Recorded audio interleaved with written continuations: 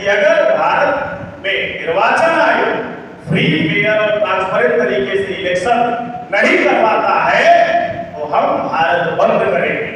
अगर इस पर भी भारत का निर्वाचन आयोग नहीं मानता है तो 2024 के चुनाव में 15 लाख ईवीएम मशीनें तोड़ेंगे, ऐसा ऐलान भारत मुक्ति मोर्चा के राष्ट्रीय अध्यक्ष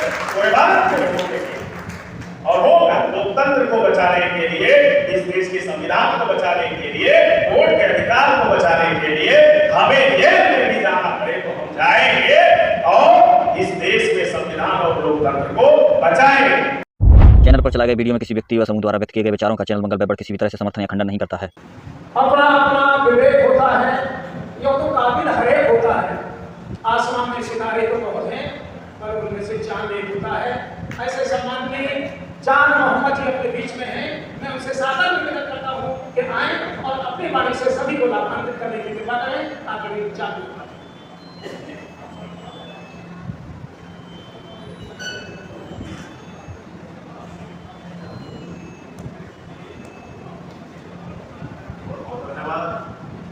सबसे पहले पूरे देश में राष्ट्रव्यापी ईवीएम मुद्दापूर्ण परिवर्तन यात्रा की शुरुआत 21 फरवरी 2023 से भारत मुक्ति मोर्चा के राष्ट्रीय अध्यक्ष एवं बहुजन क्रांति मोर्चा के राष्ट्रीय संयोजक माननीय बाबा मेश्राम साहब के नेतृत्व में यह परिवर्तन यात्रा कन्याकुमारी से कश्मीर तक के लिए आरंभ की गई और इस परिवर्तन यात्रा के नाम में, आह्वान में ये बातें आप लोगों को स्पष्ट हो जाती है कि ये राष्ट्रव्यापी जो परिवर्तन यात्रा है वो ईवीएम भंडाफोड़ परिवर्तन यात्रा। ईवीएम के जरिए आज के तारीख में अगर हम बात करें जो 3.5% मनुवादी लोग हैं और मनुवादियों की जो पार्टियां हैं उन पार्टियों के लोगों ने 3.5% मनुवादी लोगों ने इस देश के मूल्यवासी बहुजनों के वोट के अधिकार को प्रभाव शून्य करने का काम किया। हम ऐसा कह सकते हैं इस देश के मूल्यवासी बहुजनों के वोटों पर उन्होंने ईवीएम मशीन लाकर डाका डालने का काम किया, चोरी करने का काम किया। ये पिछले 2 दशक से बड़े पैमाने पे भारत में ईवीएम का इस्तेमाल करके कांग्रेस और बीजेपी के लोग लगातार मूल्यवासी बहुजनों के वोटों पर डाका डाल रहे हैं। सवाल ये खड़ा होता है कि भारत में इन 3.5% मनुवादी पार्टियों के जिम्मेदार लोगों को भारत में ईवीएम लाने की जरूरत क्यों पड़ी? भारत में इलेक्ट्रॉनिक वोटिंग मशीन इन्हें लाने की जरूरत क्यों पड़ी? साथियों, इस देश में बहुजन नायक मान्यवर काशीराम साहब जब इस देश के मूल निवासी बहुजनों के अंदर सामाजिक जागृति पैदा करके उनके अधिकारों के प्रति संघर्ष करने की जो भावना निर्माण कर रहे थे, या हम कह सकते हैं कि भारत में जो वामशिफ्ट आंदोलन का प्रभाव जमीनी सतह में पड़ रहा था, उस पड़ रहे प्रभाव से इस देश के मूल निवासी बहुजनों के अंदर अपने अधिकारों के प्रति बड़े पैमाने पर जागृति आ रही है। बढ़ती हुई जागृति से, बढ़ते हुए आंदोलन के प्रभाव से, बढ़ते हुए पूरे साहब अम्बेडकर के वैचारिक आंदोलन के प्रभाव से इस देश में 3.5% मनुवादियों ने देखा, चिंतन किया।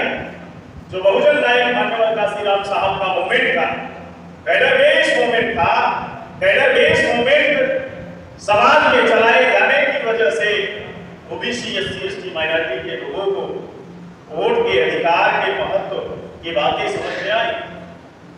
वोट कितना इंपॉर्टेंट है, वोट का अधिकार कितना महत्वपूर्ण है, ये बातें बहुजन नायक मान्यवर काशीराम साहब के आंदोलन के प्रभाव से इस देश के मूल निवासी बहुजनों के अंदर जब ये चेतना आई, ये समझ आई, तो जो इसके पहले तक समाज में अवधारणा बनी हुई थी कि वोट का अधिकार सिर्फ राजा चुनने का ही अधिकार है, ये अवधारणा समाज के अंदर बनी हुई थी। ये अवधारणा मूल निवासी बहुजनों के अंदर बहुजन नायक मान्यवर काशीराम काशीराम साहब के चलाए गए कैडर बेस आंदोलन की वजह से, जागृति की वजह से बहुजनों के अंदर ये अवधारणा समाप्त हुई और ये बातें समझ में आई कि वोट का अधिकार सिर्फ राजा चुनने का अधिकार नहीं है, बल्कि राजा बनने का भी अधिकार है। बहुजन नायक मान्यवर काशीराम साहब ने उस दौर में नारा लगाया कि वोट हमारा, राज तुम्हारा, नहीं चलेगा, नहीं चलेगा। जब ये नारा बहुजन नायक मान्यवर काशीराम साहब ने लगाया तो 3.5% मनवादियों के एंटीना खड़े हो गए। उन्होंने चिंतन करना शुरू किया। ये जो नारा लगाया बहुजन नायक मान्यवर काशीराम साहब ने कि वोट हमारा, राज तुम्हारा, नहीं चलेगा, नहीं चलेगा। हमारे लोग कभी नेहरू को चुनते थे, कभी इंदिरा को चुनते थे, कभी राजीव को चुनते थे, कभी नरसिंह राव को चुनते थे, लेकिन हमारे लोगों के अंदर ये जब समझ और चेतना पैदा हुई, जो बहुजन नायक मान्यवर काशीराम साहब ने नारा दिया, वोट हमारा, राज तुम्हारा, नहीं चलेगा, नहीं चलेगा, समाज के अंदर चेतना आई तो बहन जी को मुख्यमंत्री बनने का अवसर, मुलायम सिंह यादव को मुख्यमंत्री बनने का अवसर मिला, बिहार में लालू प्रसाद यादव को मुख्यमंत्री बनने का मौका मिला। अलग अलग स्टेट में रीजनल पार्टियां, क्षेत्रीय पार्टियों के अस्तित्व में आने का उन्हें अवसर और मौका मिला। जब इस देश के मूल निवासी बहुजनों के अंदर वोट के अधिकारों का महत्व समझ में आया, इस वामसेन के आंदोलन और जागृति के प्रभाव की वजह से, तो जब ये नारा दिया बहुजन नायक मान्यवर काशीराम साहब ने कि वोट हमारा, राज तुम्हारा, नहीं चलेगा, नहीं चलेगा, 3.5% मनुवादियों के जिम्मेदार जो लोग थे उन्होंने चिंतन किया, मंथन किया कि काशीराम जी तो ठीक ही कर रहे हैं, काशीराम जी ठीक कर रहे हैं कि वोट हमारा, राज तुम्हारा। वोट तो इनके अकाउंट में है, इनके समाज के पास है। हम 3.5% संख्या वाले लोग, हम 3.5% संख्या वाले लोग अगर अपनी जाति के नाम पर चुनाव लड़े तो गांव का वार्ड मेंबर भी नहीं बन सकते, गांव का सदस्य नहीं बन सकते, प्रधान की तो बात छोड़ दी। इसलिए उन्होंने इस बढ़ती हुई जागृति और वोट के अधिकारों का महत्व समाज के अंदर जो पैदा हुआ, वोट के अधिकार के प्रति जो चेतना पैदा हुई, उसकी काउंटर करने के लिए 1982 में कांग्रेस और बीजेपी के लोगों ने मिलकर भारत में ईवीएम लाया, इलेक्ट्रॉनिक वोटिंग मशीन लाया और नारा दिया कि वोट तुम्हारा, ईवीएम हमारा, खूब चलेगा, खूब चलेगा, दबाओ बटन, हम न डिसाइड करेंगे तुम्हारा वोट किधर जाएगा। साथियों, ये जो वोट का अधिकार है, वोट के अधिकार से भारत में इस देश के मूल निवासी बहुजनों के सारे अधिकार जुड़े हुए हैं। वोट का अधिकार अगर प्रभाव शून्य होता है, निष्प्रभावी होता है, तो सारे अधिकार आपके निष्प्रभावी होते हैं, जीरो कर दिए जाएंगे, शून्य कर दिए जाएंगे। वोट के अधिकार के संदर्भ में जब डॉक्टर बाबा साहब अम्बेडकर के आप जीवन संघर्ष को पढ़ेंगे, उनके आंदोलन को पढ़ेंगे, तो डॉक्टर बाबा साहब अम्बेडकर के पर्सनल असिस्टेंट थे नानक चंद्र रत्तू साहब। डॉक्टर बाबा साहब अम्बेडकर से 1992 से 52 से पहले नानक चंद्र रत्तू साहब एक बार डॉक्टर बाबा साहब अम्बेडकर तन्हाई में बैठे हुए थे, अकेले में बैठे हुए थे।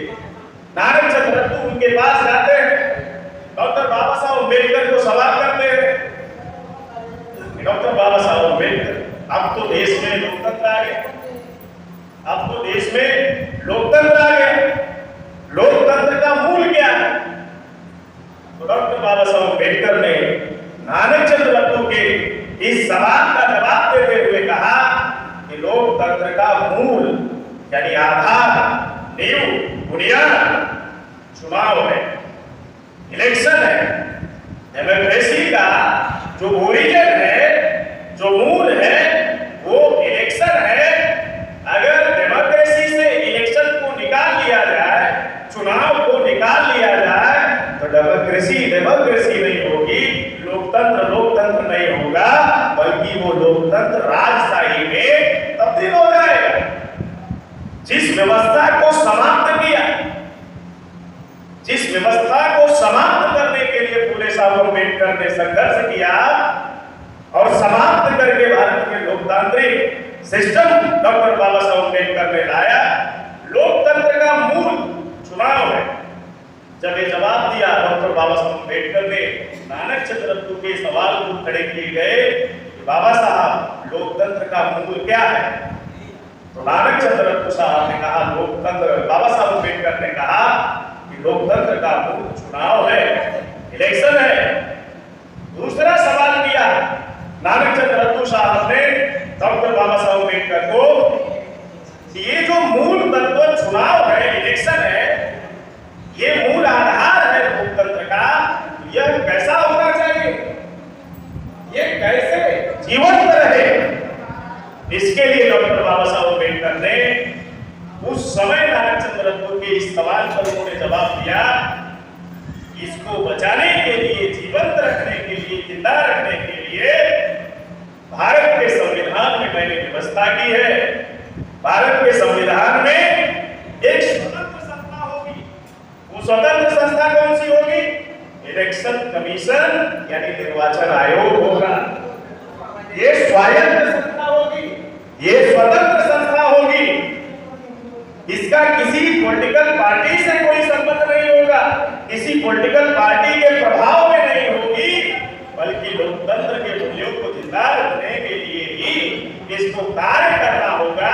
लोकतंत्र को अस्तित्व में बनाए रखने के लिए ही इसे हर वो प्रक्रिया को अमल में लाना होगा जिससे भारत में लोकतंत्र जिंदा रहे। और इसका परमानेंट मैंने बंदोबस्त डॉक्टर बाबा साहब अम्बेडकर ने नानक चंद्रत्व को बताया। इसका परमानेंट बंदोबस्त भारत के संविधान में निर्वाचन आयोग को करना क्या हो। निर्वाचन आयोग की रिस्पॉन्सिबिलिटी है, जिम्मेदारी है भारत में फ्री, फेयर, ट्रांसपेरेंट तरीके से इलेक्शन कराना, ये निर्वाचन आयोग की जिम्मेदारी है। लेकिन पिछले 75 सालों से, या हम कहे 1952 में पहला आम चुनाव हुआ, 1952 से लेकर आज तक क्या भारत में फ्री, फेयर और ट्रांसपेरेंट तरीके से चुनाव हुआ? यानी मुक्त, निष्पक्ष और पारदर्शी तरीके से क्या भारत में चुनाव हुआ? नहीं हुआ। क्यों? क्योंकि लोकतंत्र में जनता जिसे डिसाइड करेगी, जनता का मत जिस पर होगा, राय जिस पर होगी, जनता जिसे चाहेगी वो चुनकर आएगी। लोकतंत्र में जिसके पास मेजॉरिटी होगी वो शासक होगा। या हम कह सकते हैं कि डेमोक्रेसी में जिसके अकाउंट में नंबर साहब वोट होंगे वो शासक होगा। लेकिन 3.5% माओवादियों के अकाउंट में कल भी नंबर साहब वोट नहीं थे और आज भी नहीं है और आगे भी नहीं होगा। कॉमन नेचुरल सिद्धांत है, जिसके पॉकेट में नोट नहीं होगा वो नोट की चोरी करेगा, जिसके अकाउंट में वोट नहीं होगा वो वोटों की चोरी करेगा। इस देश में डेमोक्रेसी को खत्म किया 3.5% माओवादियों ने। अगर डॉक्टर बाबा साहब अम्बेडकर के जीवन संघर्ष और दौर का हम अध्ययन करें तो 20 मई 1956 को डॉक्टर बाबा साहब अम्बेडकर ने रेडियो वॉइस ऑफ अमेरिका में लंदन में जाकर यूरोपियन कंट्री के इंटेलेक्चुअल और स्कॉलर की मीटिंग को संबोधित करते हुए 20 मई 1956 को डॉक्टर बाबा साहब अम्बेडकर ने कहा, लोकतंत्र और ब्राह्मण तंत्र एक साथ नहीं चल सकते। लोकतंत्र और ब्राह्मण तंत्र एक साथ नहीं चल सकते। लोकतंत्र होगा तो ब्राह्मण तंत्र नहीं होगा, और ब्राह्मण तंत्र होगा तो लोकतंत्र नहीं होगा। और भारत में मिस्टर पंडित जवाहरलाल नेहरू लोकतंत्र के आड़ में ब्राह्मण तंत्र स्थापित कर रहे हैं। ये बात डॉक्टर बाबा साहब अम्बेडकर 20 मई 1956 को उन्होंने कहा। हम कितना पढ़ते हैं बाबा साहब को, कितना चिंतन करते हैं, उन्होंने आने वाले किन खतरात से हमें आगाह किया, किन चुनौतियों से हमें सतर्क रहने को कहा। ये बातें अगर हम गहराई से डॉक्टर बाबा साहब अम्बेडकर की कही गई बातों पर चिंतन करते, मंथन करते, तो आज भारत में इस कदर ब्राह्मण तंत्र स्थापित नहीं होता, बल्कि लोकतंत्र अस्तित्व में होता। और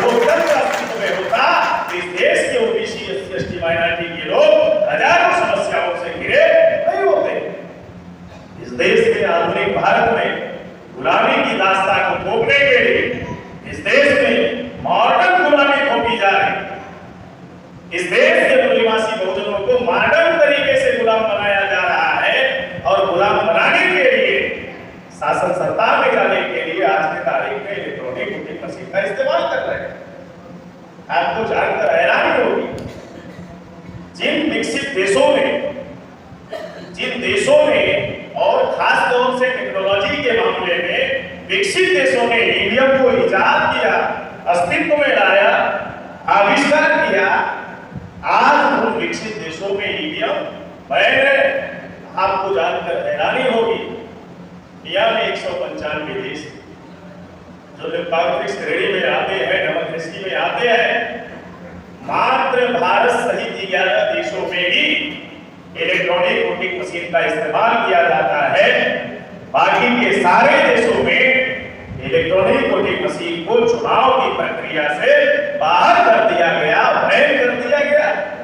2006 में नीदरलैंड ने खुद अपने यहाँ इलेक्ट्रॉनिक वोटिंग मशीन पर पाबंदी लगाई।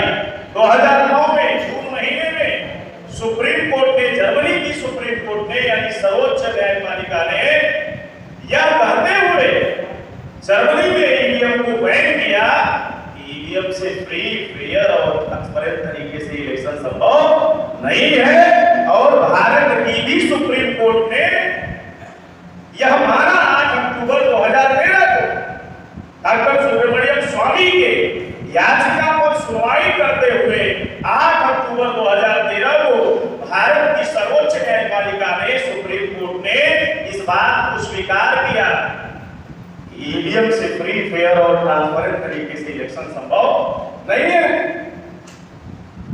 और आदेश दिया निर्वाचन आयोग को कि सिर्फ इलेक्ट्रॉनिक वोटिंग मशीन को चुनाव प्रक्रिया में इस्तेमाल ना किया जाए, बल्कि इसके साथ ये सत्यापन करने वाली मशीन लगाई जाए, वीवीपीएटी मशीन लगाई जाए, जिससे वोटर वेरीफाई कर पाए कि हम जिस कैंडिडेट को, जिस पार्टी को वोट दे रहे हैं, हमारा वोट उसी कैंडिडेट, उसी पार्टी के नाम पर जमा हो रहा है या नहीं हो रहा।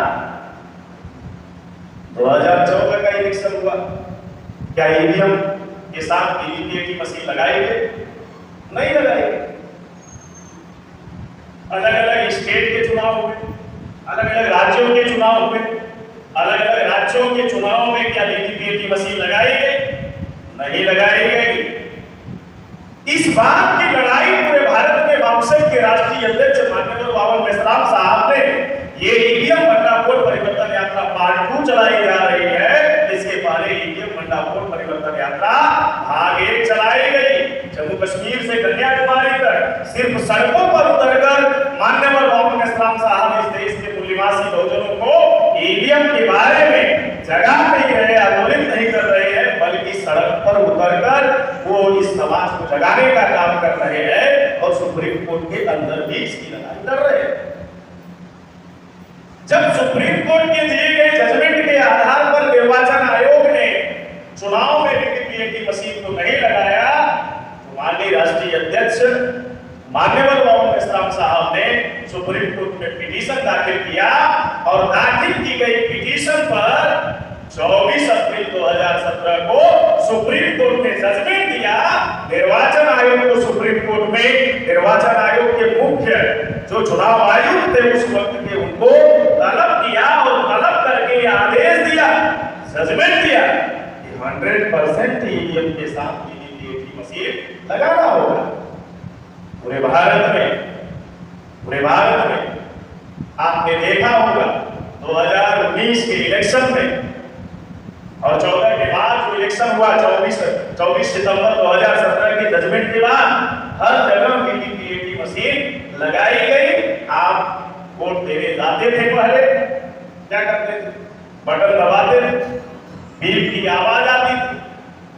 आवाज आने पर आदमी सोचता था, उसको संतुष्टि नहीं होती थी क्योंकि आंखों से दिखाई नहीं देता था, तो वोटर को तसल्ली नहीं होता था क्योंकि ईवीएम में फिजिकल वेरिफिकेशन संभव नहीं है। ईवीएम में इलेक्ट्रॉनिक वोटिंग मशीन यानी ईवीएम मशीन इलेक्ट्रॉनिक डिवाइस है, उसमें जो डाटा यानी उससे जो वोटिंग की प्रक्रिया में वो इस्तेमाल की जाती है, उसमें जो डाटा इकट्ठा होता है वो इलेक्ट्रॉनिक रिकॉर्ड के तौर पे होता है, फिजिकल नहीं होता। इलेक्ट्रॉनिक रिकॉर्ड के तौर पे ईवीएम में डाटा जमा होता है इलेक्ट्रॉनिक रिकॉर्ड ट्रांसफरेबल है, यानी उसको एक जगह से दूसरी जगह ट्रांसफर किया जा सकता है। और आपको जानकर हैरानी होगी, आए दिन भारत के अलग अलग हिस्सों में भारत के गवर्नमेंट संस्थाओं के सॉफ्टवेयर हैक कर लेते हैं हैकर। हम उत्तर प्रदेश के रहने वाले हैं, योगी आदित्यनाथ की बीजेपी की सरकार है, और अभी अप्रैल महीने में 25 अप्रैल की तारीख को, अप्रैल महीने में 25 अप्रैल की तारीख को साथियों उत्तर प्रदेश परिवहन निगम की यानी रोडवेज के सॉफ्टवेयर को हैक कर लिया। जो ऑनलाइन टिकट बुकिंग की व्यवस्था उत्तर प्रदेश राज्य परिवहन निगम की थी, उसके सॉफ्टवेयर को हैक करके क्या किया, हैक कर लिया। 13,138 मशीनें जो टिकटिंग की ई मशीनें थी, वो सारी ये जो टिकटिंग मशीनें थी वो मैनुअल जो है टिकट बनाए गए 10 दिन तक उस दौर में 25 अप्रैल के बाद से उत्तर प्रदेश परिवहन निगम का सॉफ्टवेयर हैकर से ने हैक किया, और हैक ही नहीं किया, क्रिप्टो करेंसी में 40 लाख करोड़ की उसने फिरौती, 40 करोड़ की क्रिप्टो करेंसी में उसने फिरौती की मांगी। सरकार दे दे, वापस कर दे। तो कहने का मतलब ये है कि जब भारत सरकार के, राज्य सरकारों के सरकारी विभागों के सॉफ्टवेयर हैक किए जा सकते हैं, तो ईवीएम क्यों नहीं हैक की जा सकती? पिछले 2 दशक से 20 सालों से कांग्रेस और बीजेपी के लोग ईवीएम में घोटाला करके चुनकर आ रहे हैं। आपको जानकर हैरानी होगी, नरेंद्र मोदी 2019 का चुनाव उत्तर प्रदेश की वाराणसी लोकसभा सीट से चुनाव लड़ रहे थे।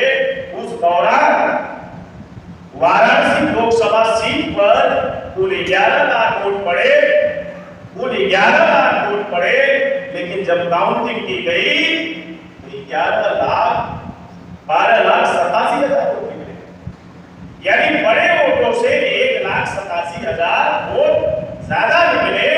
इतनी तेजी से तो मुर्गी भी अंडे नहीं देती जितनी तेजी से ईवीएम मशीन बीजेपी को वोट देती है। अभी नगर निकाय चुनाव में गोरखपुर का आपने आंकड़ा देखा होगा, 3 लाख से एवं वोट पड़े, ये मुख्य निर्वाचन अधिकारी का रहा है। जब काउंटिंग की गई 4,63,100 वोट निकले, यानी बड़े वोटों से ज्यादा निकले। और 2019 के इलेक्शन में सुप्रीम कोर्ट निर्वाचन आयोग ने स्वीकार किया, सिर्फ नरेंद्र मोदी के सीट पर ही वोट ज्यादा नहीं निकले। निर्वाचन आयोग ने लिखित तौर पर उसके साइट पर, ये डाटा अभी भी मौजूद है, उसने स्वीकार किया उत्तर प्रदेश की नहीं देश की लोकसभा के चुनाव के दौरान 373 सीटों पर बड़े वोटों से कम या ज्यादा वोट निकले। कम या ज्यादा निकलने का ये दस्तावेजी सबूत है। ये साबित होता है, ये बात इन सबूतों के आधार पर सिद्ध होती है कि ईवीएम के जरिए फ्री, फेयर और ट्रांसपेरेंट तरीके से इलेक्शन संभव नहीं है। ईवीएम से आज इस देश के ओबीसी, एससी, एसटी, माइनॉरिटी के वोट के अधिकार को शून्य कर दिया गया, प्रभाव से कर दिया गया। आप जिसको राजा बनाना चाहते हैं, जिसको चुनकर लाना चाहते हैं, वो चुनकर नहीं आता, जिसको चुनकर नहीं लाना चाहते, ईवीएम उसे चुनकर लाती है। और आप पर ईवीएम के घोटाले से चुने हुए प्रतिनिधि थोपे जा रहे हैं। और आज इस देश में जो बीजेपी की सरकार चुनकर आई, वो ईवीएम के घोटाले की सरकार है, ऐसा निर्वाचन आयोग ने भी स्वीकार किया 373 सीटों पर कि बड़े वोटों से ज्यादा हो गए।